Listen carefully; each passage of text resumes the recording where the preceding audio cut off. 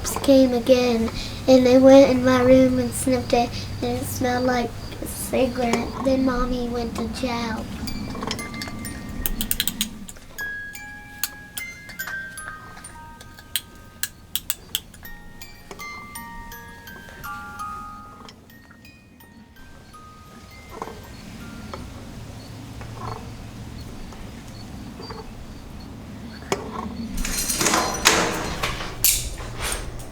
If we take everything else away and look at the children, what right do the children have? I think they have the right to have their parent and to have access to their parent and to not be sentenced for something that they didn't do.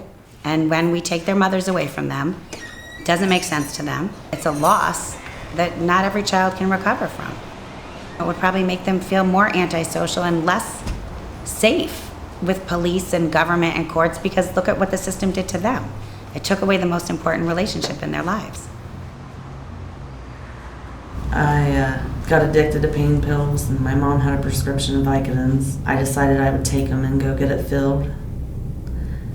You know, I ended up getting in trouble for that. And then a couple weeks later, I traded some Klonopins for some methadone to this lady, and she ended up writing a statement on me. And that's where my possession and trafficking comes from. Tricia, she's a good mother, and she has 2 children. I see her, well, I did used to see her walking the babies in the stroller down the street to the store. You know, when I got arrested, the kids were put into my parents' custody, and she's had them ever since. Mommy, Mommy, and Mommy, and Mommy, Mommy. Sometimes she cries and stuff at night, you know, wanting her mother. I hear her and I ask what's wrong, and she tells me. I love you, Mommy. I wish you could get out of jail. I miss her. I pray for her every night.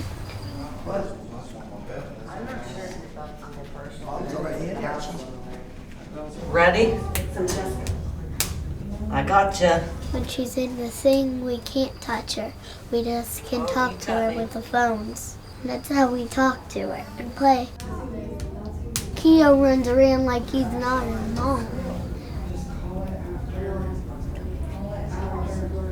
I was sentenced to 4 years, 11 months on my charges, and I went to Ohio Reformatory for Women on January 8th, 2010. They let me have a furlough to go home and spend Christmas with my kids. And then I explained to my daughter at that time that I was going to be gone for a long time.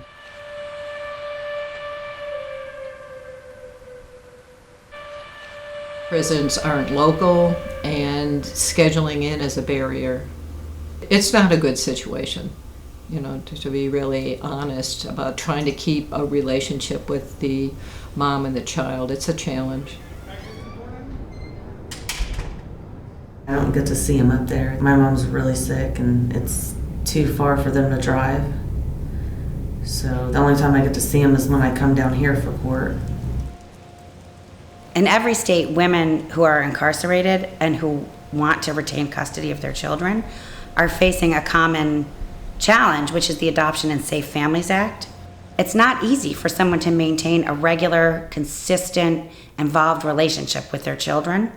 And they have this legal threat of having their parental rights terminated, really based on the amount of time that they're locked up. I didn't see my children from December 28th until the middle of August 2010. The best alternative would be treatment, substance abuse treatment, so they are not addicted or they don't end up in prison. That would be the best alternative here. And then the kids would not be separated from their mom to begin with, so that would be the best. Now they are considered a victim of their parents' faults. They become not the victim anymore.